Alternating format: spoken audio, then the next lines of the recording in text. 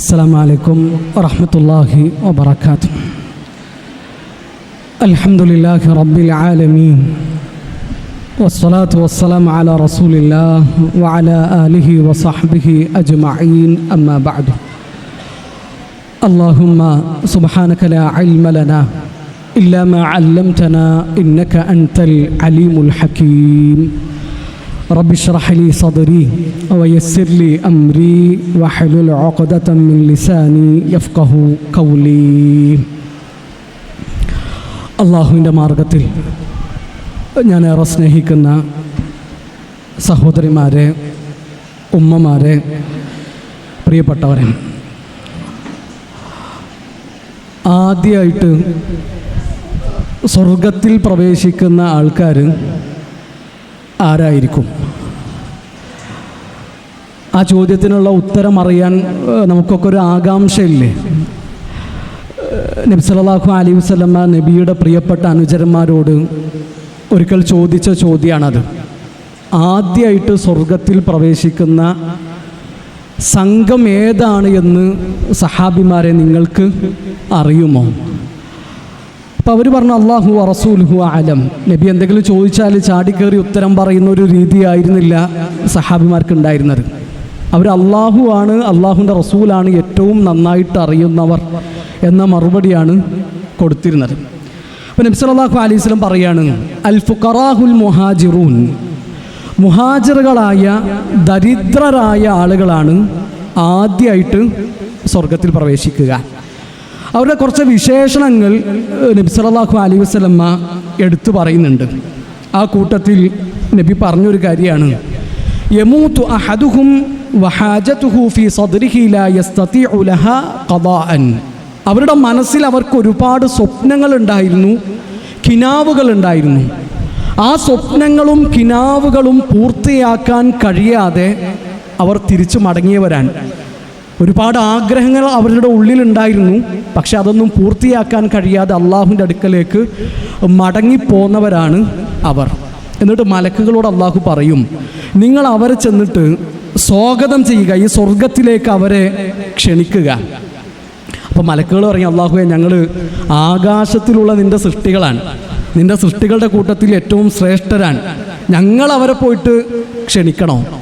അപ്പോൾ അള്ളാഹു പറയും, അവർ എന്നെ മാത്രം ആരാധിച്ച മനുഷ്യന്മാരാണ്, അവരുടെ ഉള്ളിൽ ഒരുപാട് സ്വപ്നങ്ങളുണ്ടായിരുന്നു, ആ സ്വപ്നങ്ങളൊന്നും പൂർത്തിയാകാതെ അവർ എൻ്റെ അടുക്കലേക്ക് തിരിച്ച് മടങ്ങിപ്പോന്നവരാണ്.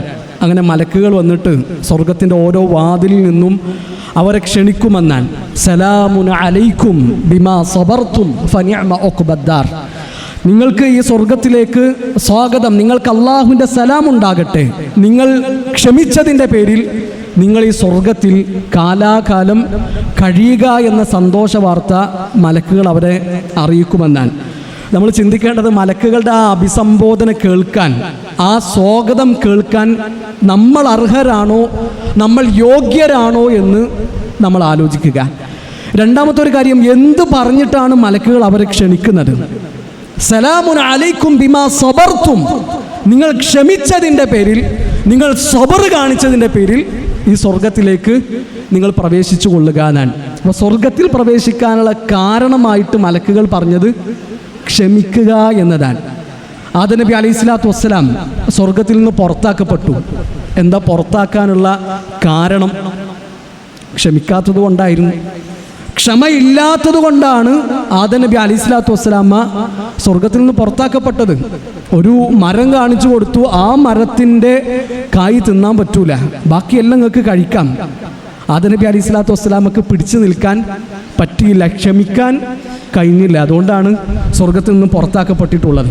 അപ്പോൾ സ്വർഗത്തിൽ പ്രവേശിക്കാനുള്ള കാരണമായിട്ടും സ്വർഗത്തിൽ നിന്ന് പുറത്താക്കപ്പെടാനുള്ള കാരണമായിട്ടും അള്ളാഹുവും അള്ളാഹുവിൻ്റെ റസൂൽ നമുക്ക് പറഞ്ഞു തന്നത് ക്ഷമയാണ്, സബറാണ്. ഇപ്പോൾ നമ്മളിവിടെ അള്ളാഹുവിൻ്റെ ദീന് കേൾക്കാൻ വേണ്ടിയിട്ട് ഒരുമിച്ചിരിക്കുകയാണ്. പല സാഹചര്യങ്ങളിലുള്ള ആൾക്കാരാണ് ഇവിടെ ഇരിക്കുന്നവർ. ചെറിയ മക്കളുള്ളവരുണ്ട്. പ്രത്യേകിച്ചും ഈ ചൂടത്ത് ഈ കറുത്ത പർദ്ദക്കെട്ട് ഇവിടെ ഇരിക്കണമെങ്കിൽ അതിൽ നല്ല ക്ഷമ വേണം, നല്ല സബർ വേണം. ആ മലക്കുകൾ പറയുന്ന ആ സ്വാഗതത്തിൻ്റെ വാക്ക് എൻ്റെ പ്രിയപ്പെട്ട സഹോദരിമാരോട് ഞാൻ ഒരിക്കൽ കൂടി ഓർമ്മപ്പെടുത്തുകയാണ്. സലാമുൻ അലൈക്കും ബിമാ സബർത്തും ഫനിഅമ ഉഖ്ബദ്ദാർ. നമ്മൾ ക്ഷമിക്കുന്നതിന്, നമ്മൾ പിടിച്ചു നിൽക്കുന്നതിന്, ഈ ചൂടത്തും അള്ളാഹുവിൻ്റെ ദീന് കേൾക്കാൻ കുറച്ചൊക്കെ നമ്മൾ റിസ്ക് എടുക്കുന്നതിന് അള്ളാഹുവിൻ്റെ അടുക്കൽ വലിയ കൂലിയുണ്ട്, വമ്പിച്ച പ്രതിഫലമുണ്ട് എന്ന ചിന്ത ഇവിടെ ഇരിക്കുന്ന സമയം മുഴുവൻ നമ്മുടെ മനസ്സിൽ ഉണ്ടാകണമെന്ന് ആമുഖമായിട്ട് ഓർമ്മപ്പെടുത്തുകയാണ്. പ്രിയപ്പെട്ടവരെ, നമ്മുടെ ലൈഫിൽ ഒരു പരീക്ഷണവുമില്ല. എനിക്ക് അള്ളാഹു ഒരു പരീക്ഷണവും തന്നിട്ടില്ല എന്ന് പറയാൻ നമുക്ക് ആർക്കെങ്കിലും പറ്റുമോ? ആർക്കും കഴിയൂല. ദുനിയാവ് എന്ന് പറഞ്ഞാൽ തന്നെ അതൊരു പരീക്ഷയാണ്, പരീക്ഷാ ഹാളാണ്. ഒരുപാട് പരീക്ഷണങ്ങൾ നമ്മളിവിടെ നേരിടേണ്ടി വരും. ഞാൻ കുറിച്ച് വെച്ച ചില പോയിന്റുകൾ ഇങ്ങനെ പറഞ്ഞു പോവുകയാണ്. നിങ്ങളത് കാതുകൾ കൊണ്ട് മാത്രം കേട്ടാൽ പോരാ, നിങ്ങളുടെ മനസ്സുകൾ കൊണ്ട് കൂടി കേൾക്കണമെന്ന് ഓർമ്മപ്പെടുത്തുന്നു. അപ്പോൾ ഒന്നാമത്തെ കാര്യം, ഇത് ദുനിയാവാണ്, ഇത് സ്വർഗമല്ല. ഇവിടെ നമ്മൾ വിചാരിക്കുന്നതൊക്കെ നമുക്ക് കിട്ടൂല. നമ്മൾ മനസ്സിൽ സങ്കല്പിച്ച ഒരു ജീവിതമായിരിക്കൂല ഈ ദുനിയാവിൽ നമുക്ക് കിട്ടിയിട്ടുണ്ടാവുക. എൻ്റെ മോൾക്ക് 20 വയസ്സായി, 25ആയി, 30ആയി, ഓളെ കല്യാണം ഇതുവരെ ശരിയായിട്ടില്ല. ശരിയാകൂല, ഇത് ദുനിയാവാണ്. ഇവിടെ നമ്മൾ വിചാരിക്കുന്ന നേരത്ത് ഓളെ കല്യാണം ശരിയാകണമെന്നില്ല.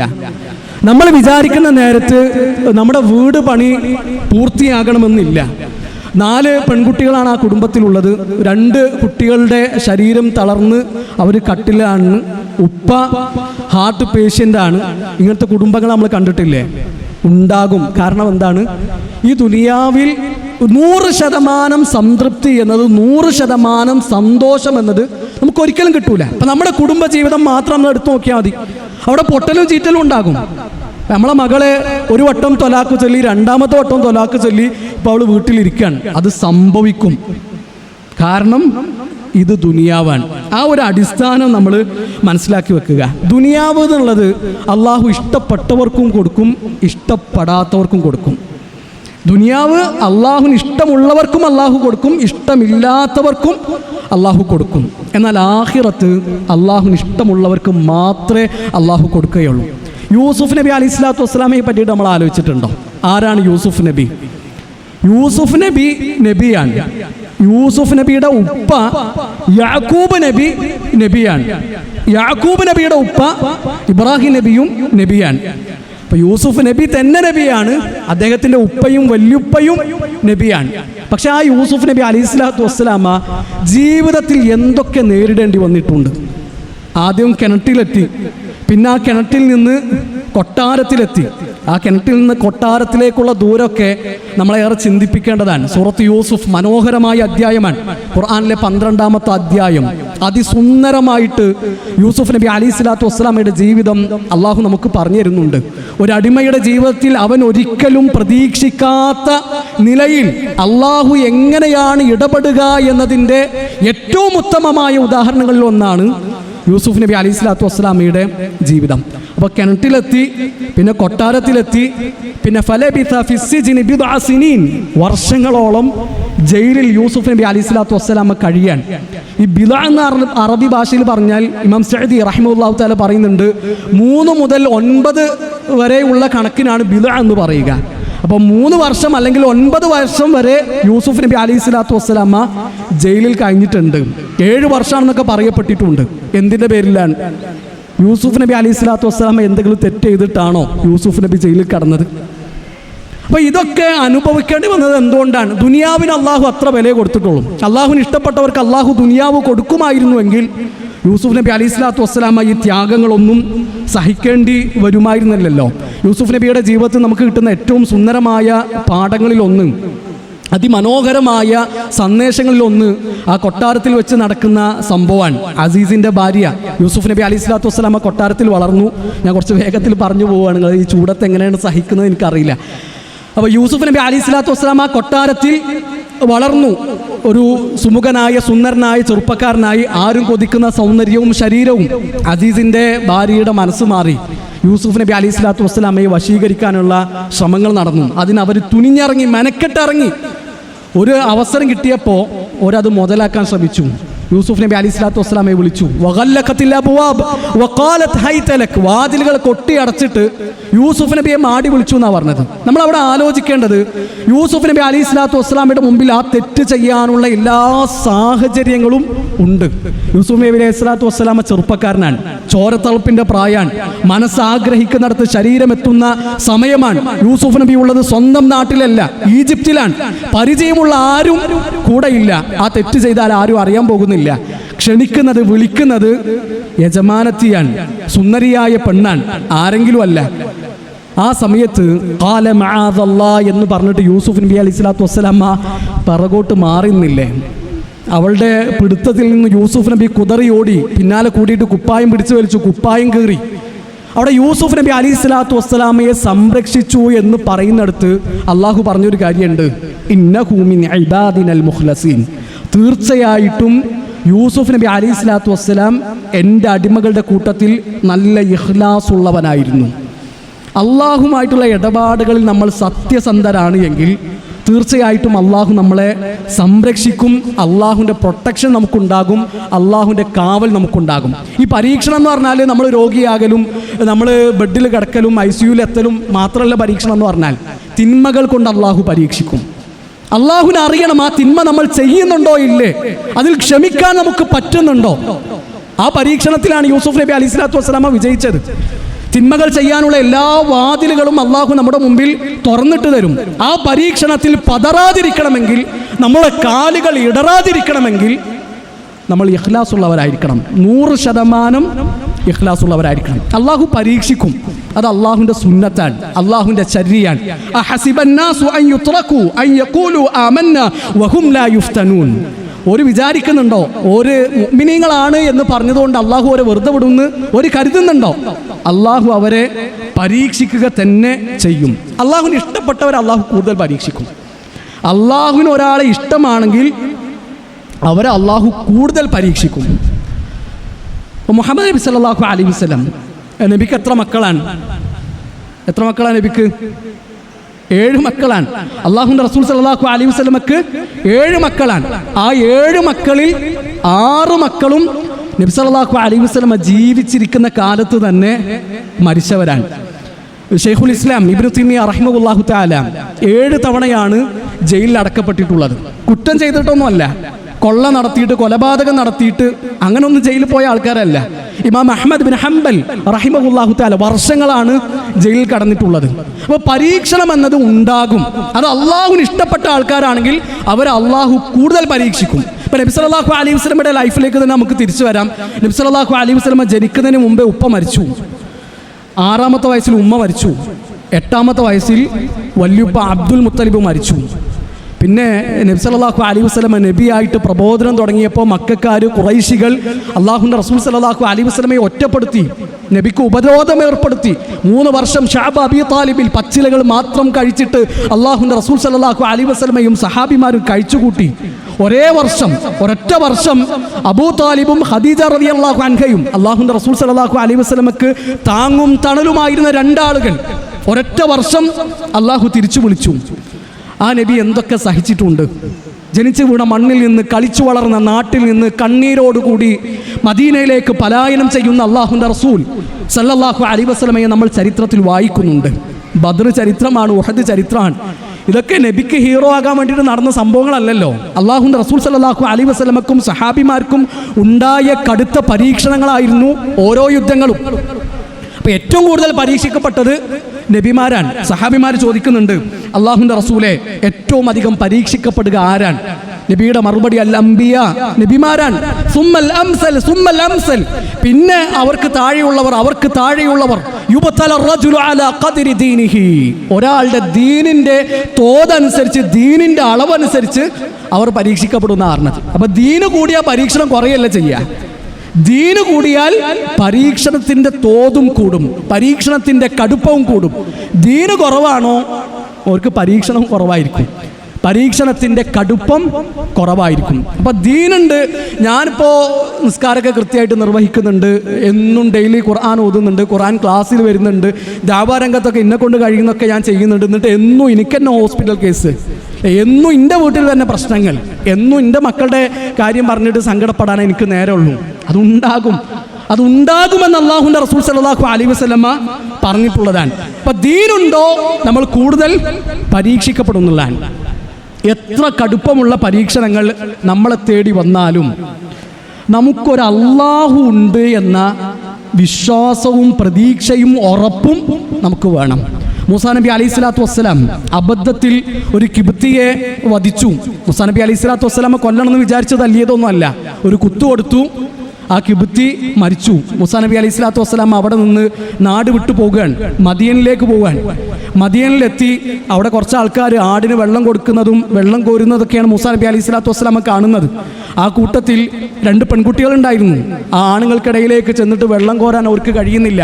മൂസാ നബി അലൈഹി സ്വലാത്തു വസ്സലാമ അവിടെ ചെന്നു, അവരോട് സംസാരിച്ചു, വെള്ളം എടുത്തു കൊടുത്തിട്ട് അവരയച്ചു. എന്നിട്ട് ആ തണലിലേക്ക് മടങ്ങി വന്നിട്ട് മൂസാ നബി അലൈഹി സ്വലാത്തു വസ്സലാമ നടത്തുന്നൊരു പ്രാർത്ഥന ഖുർആൻ നമുക്ക് പറഞ്ഞു തരുന്നുണ്ട്. ഫഖാല റബ്ബി ലിമാ ഇന്നി ലിമാ അൻസൽത ഇലയ്യ മിൻ ഖൈരിൻ ഫഖീർ. അല്ലാഹുവേ, നീ എന്ത് സഹായം ഈ സമയത്ത് ഇറക്കി തന്നാലും ഞാൻ അതിലേക്ക് ആവശ്യക്കാരനാണ്. ആ മൂസാ നബി അലൈഹി സ്വലാത്തു വസ്സലാമയുടെ സിറ്റുവേഷൻ നമ്മളൊന്ന് വായിക്കുക. നാട്ടിൽ നിന്ന് ഓടിപ്പോകുന്നൊരു മനുഷ്യനാണ്, പുതിയൊരു നാട്ടിലാണ് എത്തിയിട്ടുള്ളത്, ഒരാളും പരിചയമില്ല, ആരോട് പോയിട്ട് സഹായം ചോദിക്കും ഒരു നിശ്ചയവുമില്ല. ആ സമയത്തും അള്ളാഹുവിലേക്ക് മൂസാ നബി അലൈഹി സ്വലാത്തു വസ്സലാമയുടെ ശബ്ദം ഉയർന്നിട്ടുണ്ട് എങ്കിൽ ഏത് വാതിലും അടഞ്ഞവൻ്റെ മുമ്പിലും ഒരു വാതിൽ അടയാതെ തുറന്നു നിൽക്കുന്നുണ്ടാകും. അത് അള്ളാഹുവിലേക്കുള്ള വാതിലാണ്. യാക്കൂബ് നബി അലൈഹി സ്വലാത്തു വസ്സലാമക്ക് 2 മക്കളെ നഷ്ടപ്പെട്ടു, യൂസുഫും ബെന്യാമിനും. ആ 2 മക്കളെ നഷ്ടപ്പെട്ടിട്ട് യാക്കൂബ് നബി അലൈഹി സ്വലാത്തു വസ്സലാം പറയുന്നൊരു വാക്കുണ്ട്, യാ ബനി യദ്ഹബു ഫതഹസ്സസു മിൻ യൂസുഫ വഅഖീഹി വലാ തയഅസു മിൻ റൗഹില്ലാ ഇന്നഹു ലാ യയഅസു മിൻ റൗഹില്ലാഹി ഇല്ലൽ ഖൗമുൽ കാഫിറൂൻ. നിങ്ങൾ യൂസുഫിനെയും യൂസുഫിൻ്റെ സഹോദരനെയും അന്വേഷിക്കുക, അള്ളാഹു അവരെ തിരിച്ചു കൊണ്ടുവന്ന് തരും. അള്ളാഹുവിൻ്റെ കാര്യത്തിൽ നിങ്ങൾക്ക് പ്രതീക്ഷയുണ്ടാകണം. അള്ളാഹുവിൽ പ്രതീക്ഷയറ്റു പോകുക എന്നത് കാഫറുകളായ ആളുകളുടെ പ്രശ്നമാണ് എന്ന് പറയുന്ന യാക്കൂബ് നബി അലൈഹി സ്വലാത്തു വസ്സലാമയെ നമ്മൾ ചരിത്രത്തിൽ കാണുന്നുണ്ട്. 2 മക്കളെ നഷ്ടപ്പെട്ട ഒരു ഉപ്പയുടെ വേദന എന്തായിരിക്കും, മനസ്സിൻ്റെ നീറ്റൽ എന്തായിരിക്കുമെന്ന് നമ്മൾ ചിന്തിക്കുക. കരഞ്ഞിട്ട് യാക്കൂബ് നബിയുടെ കണ്ണ് വെളുത്തുപോയി എന്നാണ് ഖുർആൻ പറഞ്ഞിട്ടുള്ളത്. പക്ഷേ ആ യാക്കൂബ് നബി അലൈഹി സ്വലാത്തു വസ്സലാമക്ക് പ്രതീക്ഷയുണ്ടായിരുന്നു. ആ പ്രതീക്ഷ അള്ളാഹു എന്ന പ്രതീക്ഷയാണ്. ഇവിടെ നമ്മൾ ചിന്തിക്കേണ്ട വേറൊരു കാര്യം, ഇപ്പോൾ സൂറത്ത് യൂസുഫിനെ പറ്റിയിട്ട് ഞാൻ പറഞ്ഞല്ലോ, ഖുർആനിൻ്റെ ചില ആയത്തുകൾ പരീക്ഷണങ്ങളിൽ പതറാതിരിക്കാൻ നമുക്ക് വലിയ ആശ്വാസമായിരിക്കും, കുത്തിപ്പിടിക്കാനുള്ള ഊന്നുവടിയായിരിക്കും. ഇപ്പോൾ മദീന നീറി കഴിഞ്ഞ ഒരു മാസമുണ്ട് ചരിത്രത്തിൽ, ഹാദിസത്തുൽ ഇഫ്ക്. മദീനയിൽ നമ്മുടെ ഉമ്മ ആയിഷ ബീവിക്കെതിരെ വ്യഭിചാരോപണം നടന്ന സമയമാണത്. മുനാഫിക്കുകൾ, ആട്ടിൻ തോലണിഞ്ഞ ചെന്നായിക്കൾ നമ്മുടെ ഉമ്മാക്കെതിരെ ആരോപണം പറഞ്ഞു. സഫ്വാൻ റളിയല്ലാഹു അൻഹുമായിട്ട് ആയിഷ ബീവി അവിഹിതമായിട്ട് പലതും നടന്നിട്ടുണ്ട്. ആ വാർത്ത കാട്ടുതീ പോലെ മദീനയിൽ പടർന്നു. ഒടുവിൽ ആയിഷ ബീവിയുടെ കാതുകളിലും ആ വാർത്ത എത്തി. ആയിഷ ബീവി വല്ലാതെ തളർന്നു പോയിരിക്കുന്നു. ആ വാർത്ത ഉൾക്കൊള്ളാൻ കഴിയുന്നില്ല. നബി സല്ലല്ലാഹു അലൈഹി വസല്ലമയോട് അനുവാദം വാങ്ങിയിട്ട് ആയിഷ ബീവിയുടെ വീട്ടിലുള്ളത്. അള്ളാഹുവിൻ്റെ റസൂൽ സല്ലല്ലാഹു അലൈഹി വസല്ലമയും കാര്യമായിട്ട് ആയിഷ ബീവിയോടൊന്നും സംസാരിക്കുന്നില്ല. 14-15 വയസ്സായ ഒരു പെൺകുട്ടിയെ പറ്റിയിട്ട്, അള്ളാഹുവിൻ്റെ റസൂൽ സല്ലല്ലാഹു അലൈഹി വസല്ലമയുടെ ഭാര്യയെ പറ്റിയിട്ട്, അബൂബക്കർ സിദ്ദീഖ് റളിയല്ലാഹുവിൻ്റെ മകളെ പറ്റിയിട്ടാണ് മദീനയിൽ ആരോപണം പറഞ്ഞിട്ടുള്ളത്. സഫ്വാൻ റളിയല്ലാഹു അൻഹുമായിട്ട് വ്യഭിചാരം നടന്നിട്ടുണ്ട്, അവിഹിതമായിട്ട് പലതും സംഭവിച്ചിട്ടുണ്ട്. എങ്ങനെയായിരിക്കും നമ്മുടെ ഉമ്മാക്ക് ഫീൽ ചെയ്തിട്ടുണ്ടാവുക? ആയിഷ ബീവിയുടെ മനസ്സെന്തായിരിക്കും നമ്മൾ ആലോചിക്കുക. ഒടുവിൽ ഒരിക്കൽ നബി സല്ലല്ലാഹു അലൈഹി വസല്ലം വന്നിട്ട് ആയിഷ ബീവിയോട് സംസാരിക്കുകയാണ്, ആയിഷ, നീ എന്തെങ്കിലും തെറ്റ് ചെയ്തിട്ടുണ്ട് എങ്കിൽ ഫസ്തഗ്ഫിരില്ലാഹ്, നീ അള്ളാഹുവിനോട് ഇസ്തിഗ്ഫാർ തേടുക, വതൂബി ഇലൈഹി, അള്ളാഹുവിലേക്ക് തൗബ ചെയ്ത് നീ മടങ്ങുക. ആയിഷ ബീവിക്ക് ഒരിക്കലും ഉൾക്കൊള്ളാൻ പറ്റാത്തൊരു വാക്കാണ് നബി പറയുന്നത്. ആയിഷ ബീവി അതുവരെ കരഞ്ഞ് കണ്ണീരിൽ മുങ്ങി നിൽക്കുകയാണ്. നബിൻ്റെ ഈ സംസാരം കഴിഞ്ഞതോടുകൂടി ആയിഷ ബീവി പറയാണ്, എൻ്റെ കണ്ണീര് വറ്റിപ്പോയി, പിന്നെ ഞാൻ കരഞ്ഞിട്ടില്ല. ഞാൻ എൻ്റെ ഉപ്പയോട് പറഞ്ഞു, നിങ്ങൾ അള്ളാഹുവിൻ്റെ റസൂലിന് മറുപടി കൊടുക്കൂ. അബൂബക്കർ സിദ്ദീഖ് റളിയല്ലാഹു അൻഹു പറഞ്ഞു, ഞാൻ എങ്ങനെയാണ് നബിക്ക് മറുപടി കൊടുക്കുക? ഉമ്മയോട് പറഞ്ഞു, നിങ്ങൾ അള്ളാഹുവിൻ്റെ റസൂലിന് മറുപടി കൊടുക്കി. ഉമ്മ പറഞ്ഞു, എനിക്ക് എന്താണ് നബിയോട് പറയേണ്ടത് എന്നറിയില്ല. ഒടുവിൽ ആയിഷ ബി പറയുന്നൊരു വാക്കുണ്ട്, അബൂ യൂസുഫ് യാക്കൂബ് അലൈഹി സ്വലാത്തു വസ്സലാമ പറഞ്ഞ വാക്കാണ് എനിക്ക് നിങ്ങളോട് പറയാനുള്ളത്. ഖുർആനിൽ നിന്ന് ഞാൻ ഒരുപാടൊന്നും പഠിച്ചിട്ടില്ല, പക്ഷേ ഞാൻ പഠിച്ച സൂറത്തുകളിൽ യാക്കൂബ് നബി അലൈഹി സ്വലാത്തു വസ്സലാമയുടെ ഒരു വാക്ക് ഞാൻ കേട്ടിട്ടുണ്ട്, ഫസബറുൻ ജമീൽ വല്ലാഹുൽ മുസ്തആനു അലാ മാ തസിഫൂൻ. ഫസബറുൻ ജമീൽ വല്ലാഹുൽ മുസ്തആനു അലാ മാ തസിഫൂൻ. ഭംഗിയുള്ള ക്ഷമിക്കുകയാണ് ഞാൻ. ഈ പ്രതിസന്ധിയിൽ അള്ളാഹു എന്നെ സഹായിക്കും. പ്രിയപ്പെട്ടവരെ, നാട്ടുകാരും കുടുംബക്കാരൊക്കെ ഒറ്റപ്പെടുത്തിയ ഒരു പെണ്ണിന്, ഒരു 14 വയസ്സായ ഒരു പെൺകുട്ടിക്ക് ആശ്വാസമായത് ഖുർആനിൻ്റെ ആയത്തുകളാണ്. ജീവിതത്തിലെ പരീക്ഷണങ്ങൾക്കിടയിൽ പതറിപ്പോകാതിരിക്കാൻ നമുക്കും ആശ്വാസമാകേണ്ടത് അള്ളാഹുവിൻ്റെ വാക്കുകളാണ്. അതിന് ഖുർആൻ നമ്മൾ പഠിക്കണം. ഖുർആൻ നമ്മുടെ ജീവിതത്തിൽ നമ്മുടെ ഉള്ളിലേക്ക് പെയ്യണം. നമ്മുടെ മനസ്സിൽ ഖുർആൻ ഉണ്ടാകണം. അങ്ങനെ ഖുർആനിൻ്റെ ആളുകളുടെ കൂട്ടത്തിൽ ഉൾപ്പെടാൻ അള്ളാഹു നമ്മളെല്ലാവരെയും സഹായിക്കട്ടെ. പ്രിയപ്പെട്ടവരെ, അള്ളാഹു എന്താണോ നമ്മുടെ ജീവിതത്തിൽ കണക്കാക്കിയിട്ടുള്ളത് അതേ നമ്മുടെ ജീവിതത്തിൽ സംഭവിക്കുള്ളൂ. അള്ളാഹു തീരുമാനിക്കാത്ത, അള്ളാഹു നിശ്ചയിക്കാത്ത ഒരു കാര്യം നമ്മുടെ ജീവിതത്തിൽ നടക്കൂല. ഇബ്നു അബ്ബാസ് റളിയല്ലാഹു അൻഹുമയെ വിളിച്ചിട്ട് അള്ളാഹുവിൻ്റെ റസൂൽ സല്ലല്ലാഹു അലൈഹി വസല്ലം കൊടുക്കുന്ന വല്ലാത്തൊരു ഉപദേശമുണ്ട്. വഅലം അന്നൽ ഉമ്മത ലൗ ഇജ്തമഅത അലാ അൻ യൻഫഊക ബിശൈഇൻ ലം യൻഫഊക ഇല്ലാ ബിശൈഇൻ ഖദ് കതബഹു അല്ലാഹു ലക്. ഈ ലോകത്തുള്ള മുഴുവൻ മനുഷ്യന്മാരും നിനക്കൊരു നന്മ ചെയ്യണമെന്ന് തീരുമാനിച്ചു. ആ നന്മ അള്ളാഹു നിനക്ക് വേണ്ടി എഴുതി വെച്ചിട്ടില്ല എങ്കിൽ അവർക്കത് ചെയ്യാൻ കഴിയൂല.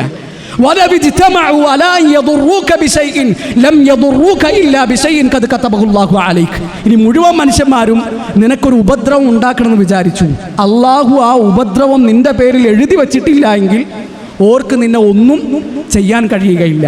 ആ വിശ്വാസം മനസ്സിലുള്ള ഒരാൾക്ക് പിന്നെ എന്ത് ടെൻഷനാണ്? ഓരോ നിസ്കാരം കഴിഞ്ഞിട്ട് നമ്മൾ പറയുന്നില്ലേ, അല്ലാഹുമ്മ ലാ മാനിഅ ലിമാ അഅതൈത വലാ മുഅതിയ ലിമാ മനഅത. അല്ലാഹുവേ, നീ തന്നത് തടയാൻ ഒരാൾക്കും പറ്റൂല, നീ തരാത്തത് പിടിച്ചു വാങ്ങിത്തരാനും ഒരാൾക്കും കഴിയൂല. ആ വിശ്വാസം നമ്മുടെ ഉള്ളിലുണ്ട് എങ്കിൽ നമുക്ക് അനുഭവിക്കാൻ കഴിയുന്ന ആശ്വാസവും സമാധാനവും വാക്കുകൾ കൊണ്ട് പറഞ്ഞറിയിക്കാൻ പറ്റാത്തതാണ്. ഒരു ചെക്കപ്പ് കഴിഞ്ഞു, ക്യാൻസറാണ്. ക്യാൻസർ അതിൻ്റെ അവസാനത്തെ സ്റ്റേജിലാണ്. ഈമാനുള്ള ഒരാളാണോ, അള്ളാഹുവിൽ ഉറച്ച് വിശ്വസിക്കുന്ന ഒരാളാണോ, പ്രതീക്ഷയുള്ള ഒരു മനുഷ്യനാണോ, അയാൾക്ക് പ്രശ്നം ഉണ്ടാവില്ല. കുല്ലൻ യുസീബനാ ഇല്ലാ മാ കതബല്ലാഹു ലനാ. അള്ളാഹു എന്താണോ ഞങ്ങൾക്ക് എഴുതി വെച്ചിട്ടുള്ളത് അതേ ഞങ്ങളുടെ ജീവിതത്തിൽ സംഭവിക്കുകയുള്ളൂ, അതല്ലാത്തതൊന്നും നടക്കുകയില്ല എന്ന് അവൻ ഉറച്ച് വിശ്വസിക്കുന്നുണ്ടാകും. ഇപ്പോൾ പെണ്ണുങ്ങളെ പണ്ടവും പണമൊക്കെ പണയം വെച്ചിട്ട് ലക്ഷങ്ങൾ മുടക്കിയിട്ട് ഒരു കച്ചവടം തുടങ്ങിയതാണ്. 2 മാസം കൊണ്ട് ബിസിനസ് പൊട്ടിപ്പൊളിഞ്ഞു പോയി. സാരില്ല, പ്രശ്നമില്ല. ഇന്നാ ലില്ലാഹി വ ഇന്നാ ഇലൈഹി റാജിഊൻ. ഞങ്ങൾ അള്ളാഹുലേക്കുള്ളവരാണ്, അള്ളാഹുവിനുള്ളവരാണ്, അവങ്കലിലേക്ക് മടങ്ങുന്നവരാണ്. അപ്പോൾ നമ്മൾ ലക്ഷങ്ങൾ ചിലവഴിച്ചിട്ടായിരിക്കും നമ്മളെ മക്കളെ ഒരു കോഴ്സിന് പറഞ്ഞു വെച്ചിട്ടുണ്ടാവുക. ആ കോഴ്സ് പാതിയിൽ വഴിയിൽ വെച്ചിട്ട് അവൻ എന്ത് ചെയ്തു, നിർത്തിപ്പോന്നു. നമ്മുടെ പൈസ പോയി, അവൻ്റെ സമയം പോയി. സാരില്ല, അത് അള്ളാഹു എഴുതി വെച്ചതാണ് എന്നൊരു ചിന്ത ഒരാൾക്കുണ്ട് എങ്കിൽ നമുക്ക് ടെൻഷൻ ഉണ്ടാവില്ല. ഏതൊരു കാര്യവും നമ്മൾ നമ്മുടെ റബ്ബിൽ ഏൽപ്പിക്കുക, അള്ളാഹുവിൽ തവക്കുൽ ചെയ്യുക, ഭരമേൽപ്പിക്കുക. ഇപ്പോൾ നമ്മൾ ഈ സൂര്യനെ പറ്റിയിട്ട് ആലോചിച്ചിട്ടുണ്ടോ? ഈ ചൂട് തരുന്ന സൂര്യനെ പറ്റിയിട്ട് നമ്മൾ ചിന്തിച്ചിട്ടുണ്ടോ? കൃത്യസമയത്ത് അള്ളാഹു നിശ്ചയിച്ച സമയത്ത് അത് ഉദിക്കുന്നുണ്ട്, അത് അസ്തമിക്കുന്നുണ്ട്. ആ സൂര്യനെ നിയന്ത്രിക്കുന്നവൻ ആരാണ്? നമ്മുടെ റബ്ബാണ്. ആ സൂര്യനെ കൃത്യമായിട്ട് നിയന്ത്രിക്കുന്ന നമ്മുടെ റബ്ബിന് നമ്മുടെ ചെറിയ ചെറിയ പ്രശ്നങ്ങൾ ഒരു വിഷയമാണ്. അള്ളാഹുവിനെ കൊണ്ട് പരിഹരിക്കാൻ കഴിയാത്ത എന്ത് പ്രശ്നമാണുള്ളത്, എന്ത് പ്രതിസന്ധിയാണ് നമുക്കുള്ളത് എന്ന് നമ്മൾ ആലോചിക്കുക. അപ്പോൾ നമ്മുടെ ജീവിതത്തിലൊക്കെ എന്തെങ്കിലും ഒരു കാര്യം നടന്നാൽ നമ്മൾ ഒരിക്കലും സംഭവിക്കരുത് എന്ന് വിചാരിച്ചൊരു കാര്യമായിരിക്കും നടന്നിട്ടുണ്ടാവുക. അത് നടക്കലായിരിക്കും നമുക്ക് ഖൈറ്. നമ്മുടെ ജീവിതത്തിൽ നമ്മൾ എന്തായാലും കിട്ടണം, നേടണമെന്ന് കൊതിച്ച സംഗതികൾ ഉണ്ടാകും. അത് നമുക്ക് ഒരിക്കലും കിട്ടിയെന്ന് വരില്ല. അത് കിട്ടാതിരിക്കലായിരിക്കും നമുക്ക് ഖൈറ്. അസാ അൻ തക്റഹു ശൈഅൻ വഹുവ ഖൈറുൻ ലക്കും വഅസാ അൻ തുഹിബ്ബു ശൈഅൻ വഹുവ ശർറുൻ ലക്കും വല്ലാഹു യഅലമു വഅൻതും ലാ തഅലമൂൻ. നിങ്ങളുടെ ജീവിതത്തിൽ നിങ്ങൾ നടക്കണമെന്ന് ആഗ്രഹിക്കുന്ന കുറേ സംഗതികൾ ഉണ്ടാകും. അത് നടക്കാതിരിക്കലായിരിക്കും നിങ്ങൾക്ക് ഖൈർ. അത് നിങ്ങൾക്കറിയില്ല, പക്ഷെ അള്ളാഹുവിനറിയാം. നിങ്ങൾ ജീവിതത്തിൽ കിട്ടണം, നേടണം, ലഭിക്കണമെന്ന് അതിയായിട്ട് കൊതിക്കുന്ന വിഷയങ്ങളുണ്ടാകും. അത് നിങ്ങൾക്ക് കിട്ടാതിരിക്കലായിരിക്കും ഖൈറ്. അപ്പം അത് അള്ളാഹുവിനാണ് അറിയുക. അള്ളാഹു നമ്മളെക്കാളും നമ്മളെ സ്നേഹിക്കുന്നവനാണ്. നമ്മളെക്കാളും നമ്മളെ സ്നേഹിക്കുന്നവനാണ് നമ്മുടെ റബ്ബ്. അപ്പോൾ ആ റബ്ബ് നമ്മുടെ ജീവിതത്തിൽ ഒരു കാര്യം നടപ്പിലാക്കുമ്പോൾ അത് നമ്മളോടുള്ള സ്നേഹം കൊണ്ടാണ്, നമ്മളോടുള്ള കാരുണ്യം കൊണ്ടാണ് എന്ന് കൂടി തിരിച്ചറിയാൻ നമുക്ക് പറ്റണം. അപ്പോൾ പ്രവാസിയാകുന്ന സമയത്ത് ഭർത്താവ് പറഞ്ഞിട്ടുണ്ടാകും, 2 മാസം കഴിഞ്ഞ് ഞാൻ അവിടെ എത്തി വിസയൊക്കെ റെഡിയാക്കി ഒരു ഫാമിലി വിസ എടുത്തിട്ട് അന്നേം കൂടെ കൊണ്ടുപോകും. അപ്പോൾ അയാൾ പ്രവാസം തുടങ്ങിയിട്ട് 10-12 കൊല്ലമായി. നമ്മളിതുവരെ ആ അറബി നാട് കണ്ടിട്ട് പോലും ഉണ്ടാവില്ല. നമ്മൾ അങ്ങോട്ട് പോകാതിരിക്കലായിരിക്കും ഖൈറ്, അതിലായിരിക്കും അള്ളാഹു നന്മ കണ്ടിട്ടുണ്ടാവുക. കല്യാണം കഴിഞ്ഞു 5 കൊല്ലമായി 6 കൊല്ലമായി, മക്കളില്ല. കാണിക്കേണ്ട ഡോക്ടർമാരൊക്കെ നമ്മൾ കാണിച്ചു, പ്രാർത്ഥിക്കേണ്ട പരമാവധി നമ്മൾ പ്രാർത്ഥിച്ചു. ഇപ്പോഴും ആ പ്രാർത്ഥന തുടർന്നുകൊണ്ടിരിക്കുന്നു. പക്ഷേ അതിന് റിസൾട്ട് ഇല്ല. ആ കുട്ടി ഇല്ലാതിരിക്കലായിരിക്കും നമുക്ക് ഖൈറ്. കോഴ്സ് കഴിഞ്ഞു, ഒരുപാട് ഇൻ്റർവ്യൂകൾ അറ്റൻഡ് ചെയ്തു, ഒരു ഇൻ്റർവ്യൂവും പാസ്സായിട്ടില്ല. ജോലിയും കൂലിയും ഇല്ലാതെ ഇപ്പോൾ ഇങ്ങനെ അന്തം വിട്ട് നടക്കുകയാണ്. ഒരു ഇൻ്റർവ്യൂവിലും പാസ്സാകാതിരിക്കലായിരിക്കും നമുക്ക് ഖൈറ്. അങ്ങനെ ചിന്തിക്കാൻ നമുക്ക് പറ്റുകയാണെങ്കിൽ പ്രിയപ്പെട്ടവർ, അതിൽ വലിയ സമാധാനവും ആശ്വാസവും കണ്ടെത്താൻ നമുക്ക് പറ്റും. ഇപ്പോൾ മൂസാ നബി അലൈഹി സ്വലാത്തു വസ്സലാമയുടെയും ഖദിർ അലൈഹി സ്വലാത്തു വസ്സലാമയുടെയും ചരിത്രം എല്ലാ ആഴ്ചയും വായിക്കുന്നവരാണ് നമ്മൾ. അവിടെ മൂസാ നബി അലൈഹി സ്വലാത്തു വസ്സലാമ ഖദിർ അലൈഹി സ്വലാത്തു വസ്സലാമയുടെ കൂടെ ചേരുമ്പോൾ പറയുന്നുണ്ട്, ഞങ്ങളെ കൂടെ കൂടിക്കോട്ടെ, അള്ളാഹു നിങ്ങൾക്ക് പഠിപ്പിച്ചതിൽ നിന്ന് നിങ്ങൾ എനിക്ക് എന്തെങ്കിലും പഠിപ്പിച്ചു തരണം. അപ്പോൾ ഖദിർ അലൈഹി സ്വലാത്തു വസ്സലാമ പറഞ്ഞു, ഖാല ഇന്നക ലൻ തസ്തതിഅ മഇയ സബ്റ, നിനക്ക് എൻ്റെ കൂടെ ക്ഷമിച്ചിട്ട് മിണ്ടാതിരുന്ന് എൻ്റെ ഒപ്പം കൂടാൻ പറ്റൂല. ഞാൻ പലതും ചെയ്യും, അതിനെ പറ്റിയിട്ടൊന്നും നീ ചോദിക്കാൻ പാടില്ല. അവസാനം ഞാൻ പറഞ്ഞുതരും എല്ലാത്തിൻ്റെയും വിശദീകരണം, അതുവരെ നീ ക്ഷമിച്ച് കാത്തിരിക്കണം. അപ്പോൾ മൂസാ നബി പറഞ്ഞു, തീർച്ചയായിട്ടും ഞാൻ ക്ഷമിക്കും, ഞാൻ മിണ്ടാതിരിക്കും. അല്ലെ, ഒന്നാമത്തെ സംഭവം എന്താണ്? കപ്പലിലൂടെ അവർ രണ്ടുപേരും യാത്ര ചെയ്യാൻ, യാത്രക്കിടയിൽ ഖദിർ അലൈഹിസ്സലാം ആ കപ്പലിന് ഓട്ടം ഉണ്ടാക്കുകയാണ്. അപ്പോൾ മൂസാ നബി അലൈഹി സ്വലാത്തു വസ്സലാമ പ്രതികരിച്ചു. അല്ലേ, കാരണം നമ്മൾ സഞ്ചരിക്കുന്ന കപ്പലിൽ ഒരാൾ ഓട്ടം ഉണ്ടാക്കുക എന്ന് പറഞ്ഞാൽ നമുക്ക് ഉൾക്കൊള്ളാൻ പറ്റും. നമ്മൾ ആരെങ്കിലും സമ്മതിക്കുമോ? ലഖദ് ജിഅത ശൈഅൻ ഇംറാ, വല്ലാത്തൊരു കാര്യം തന്നെയാണ് നിങ്ങൾ ചെയ്യുന്നത്, ആ പണി നിങ്ങൾ ചെയ്യാൻ പാടില്ല, ഈ കപ്പലിലേക്ക് ആൾക്കാരൊക്കെ മുങ്ങിപ്പോകൂലേ എന്ന് പറഞ്ഞിട്ട് മൂസാ നബി അലൈഹി സ്വലാത്തു വസ്സലാമ പ്രതികരിക്കുകയാണ്. അപ്പോൾ ഖദിർ അലൈഹി സ്വലാം ഓർമ്മപ്പെടുത്തി, ഞാൻ പറഞ്ഞിട്ടില്ലേ പലതും കാണും, പലതും സംഭവിക്കും, ചോദിക്കാൻ പാടില്ല, മിണ്ടാൻ പാടില്ല, അതല്ലേ നമുക്കിടയിലുള്ള കരാർ. ആ കരാറിൻ്റെ അടിസ്ഥാനത്തിലല്ലേ നിങ്ങൾ ഒപ്പം കൂടിയത്. അപ്പോൾ മൂസാ നബി പറഞ്ഞു, ഞാൻ മറന്നുപോയതാണ്, ഇനി ഉണ്ടാവില്ല. അടുത്ത സംഭവം എന്താണ്? അവരൊരു ഗ്രാമത്തിലെത്തി, അവിടുത്തെ ഒരു കുട്ടിയെ പിടിച്ചിട്ട് ഖദിർ അലൈഹി സ്വലാം വധിച്ചു കളഞ്ഞു. കളിച്ചുകൊണ്ടിരിക്കുന്ന ഒരു കുട്ടിനെ പിടിച്ചിട്ട് കൊന്നു കളയാൻ. അപ്പോൾ മൂസാ നബി അലൈഹി സ്വലാത്തു വസ്സലാമ പ്രതികരിച്ചു, ഖതൽത നഫ്സൻ സഖിയ്യതൻ ബിഗൈരി നഫ്സ്, ഒരു കാരണവുമില്ലാതെ ന്യായമില്ലാതെ ഒരു കുട്ടിയെ വെറുതെ കൊന്നു കളയാണോ? ലഖദ് ജിഅത ശൈഅൻ നുക്റ, നിങ്ങൾ ചെയ്തത് വല്ലാത്ത പണിയാണ്. അപ്പോൾ വീണ്ടും ഖദിർ അലൈഹി സ്വലാത്തു വസ്സലാം ഓർമ്മപ്പെടുത്തി, ഞാൻ പറഞ്ഞിട്ടുണ്ട് ചോദിക്കാൻ പാടില്ല, ഞാൻ പറയും, അവസാനം ഞാൻ പറഞ്ഞുതരും, ചോദിക്കാൻ പാടില്ല, മിണ്ടാൻ പാടില്ല എന്നുള്ളതാണ് നമുക്കിടയിലുള്ള കരാർ. മൂസാ നബി പറഞ്ഞു, ഇനി മിണ്ടൂല, ഇത് ലാസ്റ്റ് ചാൻസാണ്, ഇനി ഞാൻ എന്തെങ്കിലും ചോദിക്കുകയാണെങ്കിൽ നിങ്ങൾക്ക് എന്നെ പിരിച്ചുവിടാം. അവസാനം അവരൊരു നാട്ടിലെത്തി, അവർക്ക് ഭക്ഷണം വേണം, വിശക്കുന്നുണ്ട്, ഭക്ഷണം ചോദിച്ചു. ആ നാട്ടുകാർ ഭക്ഷണം കൊടുത്തില്ല. അവിടെ പൊളിഞ്ഞു വീഴാറായ ഒരു മതിലുണ്ട്. ആ മതിൽ മൂസാ നബി അലൈഹി സ്വലാത്തു വസ്സലാമയുടെ കൂടെയുള്ള ഖദിർ അലൈഹി സ്വലാം നന്നാക്കി കൊടുക്കുകയാണ്. അപ്പോൾ മൂസാ നബി ചോദിക്കുന്നുണ്ട്, എന്തെങ്കിലും കൂലി വാങ്ങിക്കൂടെ? നമുക്ക് ഭക്ഷണം തരാത്ത മനുഷ്യന്മാരാണ്, എന്തെങ്കിലും കൂലി വാങ്ങിയിരുന്നെങ്കിൽ ആ കൂലി ഉണ്ടെങ്കിൽ നമുക്ക് ഭക്ഷണം കഴിക്കാമല്ലോ. അപ്പോൾ മൂസാ നബി അലൈഹി സ്വലാത്തു വസ്സലാമയുടെ ഖദിർ പറയുന്നുണ്ട്, ഹാദാ ഫിറാഖു ബൈനി വ ബൈനക്, സലാം, നിങ്ങൾക്ക് സലാം, നിങ്ങൾക്ക് തിരിച്ചു പോകാം, ക്ഷമിക്കാതെ എൻ്റെ കൂടെ ഞാൻ നിൽക്കാൻ പറ്റൂല, അതുകൊണ്ട് നിങ്ങൾക്ക് നിങ്ങളുടെ വഴി, എനിക്ക് എൻ്റെ വഴി. എന്നിട്ട് ഓരോ കാര്യങ്ങളും ഖദിർ അലൈഹി സ്വലാത്തു വസ്സലാമ വിശദീകരിച്ച് തരുന്നുണ്ട്. ഒന്നാമത്തെ കാര്യം എന്താണ്? ആ കപ്പൽ സഞ്ചരിക്കുന്ന വഴിയിൽ ഒരു രാജാവുണ്ട്. ആ രാജാവ് നല്ല കപ്പലുകളൊക്കെ പിടിച്ചെടുക്കും. അപ്പം ഈ കപ്പലിന് ഓട്ടയുണ്ടാക്കിയാൽ ആ കപ്പൽ ആ രാജാവ് പിടിച്ചെടുക്കൂല. അത് മൂസാ നബിക്ക് അറിയില്ല, അത് ഖദിർ അലൈഹി സ്വലാത്തു വസ്സലാമക്ക് അള്ളാഹു അറിയിച്ചു കൊടുത്തിട്ടുണ്ട്. രണ്ടാമതൊരു കുട്ടിയെ കൊന്നതാണ് കേസ്. ആ കുട്ടിയെ വധിക്കാനുള്ള കാരണം, ആ കുട്ടി എങ്ങാനും വളർന്നൊരു യുവാവായി മുതിർന്ന ഒരാളായി മാറിക്കഴിഞ്ഞാൽ അവൻ്റെ ഉപ്പയും ഉമ്മയും ആ കുട്ടി കാരണം കുഫറിലേക്ക് പോകും, അവർ കാഫറുകളായിട്ട് മാറും, അവർ നരകത്തിൽ പോകേണ്ടി വരും.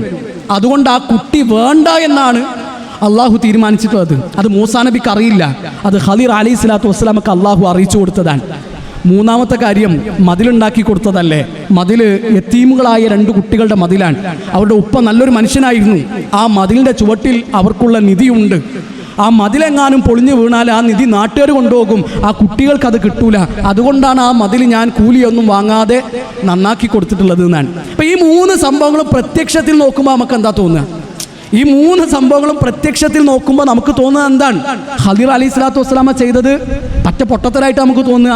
കാരണം യാത്ര ചെയ്തുകൊണ്ടിരിക്കുന്ന കപ്പലാണ് ഓട്ടയാക്കുന്നത്. ഒരു നിഷ്കളങ്കനായ കുട്ടിയാണ് വധിച്ചു കളയുന്നത്. കൂലി തരാത്ത, ഭക്ഷണം തരാത്ത നാട്ടുകാർക്കാണ് മതിൽ വെറുതെ നന്നാക്കി കൊടുത്തിട്ടുള്ളത്. അപ്പോൾ പ്രത്യക്ഷത്തിൽ കാണുന്നതിനപ്പുറം അതിൻ്റെയൊക്കെ ഉള്ളിൽ അള്ളാഹുവിൻ്റെ വലിയ ഹിക്മത്തുകൾ ഉണ്ടാകുമെന്ന ചിന്തയും വിശ്വാസവും നമുക്കെല്ലാവർക്കും ഉണ്ടാകണമെന്നാണ് ഓർമ്മപ്പെടുത്താനുള്ളത്. നമ്മളെക്കാളും നമ്മളെ സ്നേഹിക്കുന്ന നമ്മുടെ റബ്ബ് നമ്മുടെ ജീവിതത്തിൽ ഒരു കാര്യം നടപ്പിലാക്കുമ്പോൾ അത് നമുക്ക് ഏറ്റവും ഹൈറായതായിരിക്കുമെന്ന ചിന്ത നമുക്കെല്ലാവർക്കും ഉണ്ടാവുക. ഇനിയും 2-3 പോയിന്റുകൾ കൂടി പറയാനുണ്ട്. ആ പോയിന്റുകൾ കേൾക്കാനുള്ള ഒരു അവസ്ഥയിലാണോ നിങ്ങളുള്ളതെന്ന് അറിയില്ല. ഭക്ഷണത്തിനുള്ള സമയമായിട്ടുണ്ട്. അവസാനത്തെ ഈ സമയത്ത് ഞാൻ വല്ലാതെ നീട്ടിയിട്ട് പറയുന്നില്ല. ഏറ്റവും അവസാനമായിട്ട് എൻ്റെ പ്രിയപ്പെട്ട ഉമ്മമാരെയും സഹോദരിമാരെയും ഓർമ്മപ്പെടുത്താനുള്ള 2-3 കാര്യങ്ങൾ. ഒന്ന്, മരണമെന്നത് നമ്മുടെ തൊട്ടടുത്ത് തന്നെ ഉണ്ട്. നമ്മളാരും പ്രതീക്ഷിക്കാതെ, നമ്മളാരും നനച്ചിരിക്കാത്തൊരു നേരത്ത് മലക്കുൽ മൗത്തും കൂട്ടരും നമ്മുടെ ജീവിതത്തിലേക്ക് വരും. ഇപ്പോൾ വാളയാറ് നടന്ന ആ അപകടം നമ്മളൊക്കെ ഒരുപാട് ഞെട്ടിക്കുന്നതാണ്. സ്കൂളിൽ നിന്ന് ടൂറ് പോയൊരു സംഘം ഒരിക്കലും വിചാരിക്കുന്നില്ലല്ലോ ഞങ്ങൾ നിശ്ചലരായിട്ടാണ് തിരിച്ചു വരിക എന്ന്. അവരാരും അവരുടെ മരണം മുന്നിൽ കണ്ടിട്ടില്ല. മുന്നിൽ കണ്ടിട്ടുണ്ടായിരുന്നെങ്കിൽ അവരാരും ആ യാത്ര പോകുമായിരുന്നില്ല. അപ്പോൾ നമ്മളാരും പ്രതീക്ഷിക്കാത്തൊരു നേരത്ത് നമ്മളെ തേടിയിട്ട് മലക്കുൽ മൗത്തും കൂട്ടരും വരും. ഓര് വരുമ്പോൾ ഞാനിപ്പോൾ ഇല്ല, എനിക്ക് ഒന്നുകൂടെയൊക്കെ ഒന്ന് ഒരുങ്ങാനുള്ള സമയം വേണം, നിങ്ങൾ തിരിച്ചു പോയിട്ട് പിന്നെ വരി എന്ന് പറയാൻ പറ്റൂലല്ലോ. ലാ യസ്തഖദിമൂന സഅതൻ വലാ യസ്തഅഖിറൂൻ. അള്ളാഹു നിശ്ചയിച്ച ആ സമയം എത്തിയാൽ പിന്നെ ഒരു അല്പം പോലും നമുക്ക് നീട്ടിത്തരൂല. അള്ളാഹു കണക്കാക്കാത്ത സമയത്ത് അവർ പിടികൂടുകയുമില്ല. അപ്പോൾ അവർ വരുമ്പോൾ ഒരുങ്ങി നിൽക്കുക, മടങ്ങിപ്പോകാൻ നമ്മൾ തയ്യാറായിട്ട് നിൽക്കുക. രണ്ടാമത്തെ ഒരു കാര്യം, അപ്പോൾ ഞാനിവിടെ ഈ ക്ലാസ് തുടങ്ങുന്നതിന് മുമ്പ് താഴെയാണ് ഇരുന്നിരുന്നത്. താഴെ ഭാഗത്ത് ഒരു 4-5 കുട്ടികളുണ്ട്. ആ 4-5 കുട്ടികളുടെ കയ്യിൽ, എൻ്റെ വിഷയമായിട്ട് നേരിട്ട് ബന്ധമുള്ളൊരു സംഗതിയല്ല, 4-5 കുട്ടികളുടെ കയ്യിലും മൊബൈലുണ്ട്. അവരതിൽ കളിച്ചുകൊണ്ടിരിക്കുകയാണ്, ഗെയിം കളിച്ചുകൊണ്ടിരിക്കുകയാണ്. പ്രിയപ്പെട്ട ഉമ്മമാരെ, വളരെ ഗൗരവത്തിൽ ഞാൻ ഓർമ്മപ്പെടുത്തുന്നു, നിങ്ങളെ ഈ ചെറിയ ചെറിയ മക്കൾക്ക് നിങ്ങൾ മൊബൈൽ കൊടുക്കുന്ന ഈ ശീലം ഉണ്ടല്ലോ, അത് നിങ്ങൾ അവസാനിപ്പിച്ചിട്ടില്ല എങ്കിൽ ആ കുട്ടി നിങ്ങൾക്ക് കിട്ടൂല കേട്ടോ. ആ മക്കളെ നിങ്ങൾക്ക് കിട്ടൂല. ഈ ഗെയിം എന്നൊക്കെ പറഞ്ഞാൽ അത് അത്ര വലിയ നല്ല സംഭവം നമുക്ക് തോന്നുന്നുണ്ട്. വലിയ അഡിക്ഷനാണത്. അതിനൊക്കെ അഡിക്ഷൻ വന്നു പോയാൽ എത്ര വാർത്തകൾ നമ്മൾ കേൾക്കുന്നുണ്ട്. ഈ വാർത്തകൾ എത്ര കേട്ടിട്ട് നമുക്കൊരു ബോധമില്ല, നമുക്കൊരു ചിന്തയില്ല. എന്തിനാണ് നമ്മൾ മൊബൈൽ നമ്മൾ കുട്ടികൾക്ക് കൊടുക്കുന്നത്? വളരെ ഗൗരവത്തിലാണ് ഈ വിഷയം ഞാൻ നോക്കുന്നത്. ഇതിന്റെ വിഷയമായിട്ട് നേരിട്ട് ബന്ധമില്ലായെങ്കിലും ഇത് കാണുമ്പോൾ വലിയ സങ്കടമുണ്ട്. ധൈര്യം ഇത് കൊടുക്കാതിരിക്കുക. നമ്മൾ കൊടുത്ത് ശീലിച്ചൊരു സംഭവമായിരിക്കും. അത് മുടക്കുമ്പോൾ കുറച്ചൊരു ഇടങ്ങളുണ്ടാകും. ആ ഇടങ്ങൾ ഉണ്ടായിക്കോട്ടെ. 2-3 ദിവസം ആ ഇടങ്ങളുണ്ടായ പ്രശ്നമില്ല. കുറച്ച് ദിവസം നമ്മളോട് പണിയാൻ പ്രശ്നമില്ല. അത് നമ്മൾ കുട്ടികളെ പറഞ്ഞേ മൊബൈലിന്റെ കാര്യം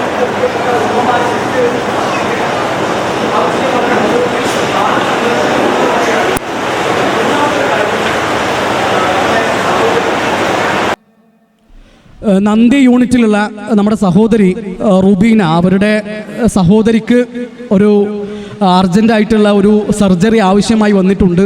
നമ്മുടെ എല്ലാവരുടെയും പ്രാർത്ഥനയിൽ ആ സഹോദരി ഉണ്ടാകണമെന്ന് ഓർമ്മപ്പെടുത്തുകയാണ്. അപ്പോൾ നമ്മുടെ സഹോദരി ഇല്ലാത്തൊരു സമയത്ത് അവരുടെ അസാന്നിധ്യത്തിൽ നമ്മൾ അവർക്ക് വേണ്ടി പ്രാർത്ഥിക്കുമ്പോൾ മലക്കുകൾ ആ പ്രാർത്ഥനയ്ക്ക് ആമീൻ പറയുന്നതാണ് അള്ളാഹുവിൻ്റെ റസൂൽ സല്ലല്ലാഹു അലൈഹി വസല്ലമ പറഞ്ഞിട്ടുള്ളത്. ആ സഹോദരിയുടെ ആ പ്രശ്നങ്ങൾ അള്ളാഹു എത്രയും പെട്ടെന്ന് നീക്കിക്കൊടുക്കട്ടെ. പരിപൂർണമായിട്ടുള്ള ഷിഫ ആ സഹോദരിക്ക് അള്ളാഹു നൽകട്ടെ. കൂടുതൽ അറിയാനും പഠിക്കാനൊക്കെ അള്ളാഹു നമ്മളെ സഹായിക്കട്ടെ. ഉപകാരപ്രദമായ അറിവ് അള്ളാഹു നമുക്ക് എല്ലാവർക്കും വർദ്ധിപ്പിച്ചു തരട്ടെ. ബാറക്കല്ലാഹു ഫീക്കും, ജസാക്കുമുല്ലാഹു ഖൈറാ. അഖൂലു ഖൗലി ഹാദാ അസ്തഗ്ഫിറുല്ലാഹ ലി വലക്കും വലിജമീഇൽ മുസ്ലിമീൻ. അസ്സലാമു അലൈക്കും വറഹ്മത്തുള്ളാഹി വബറകാതുഹു.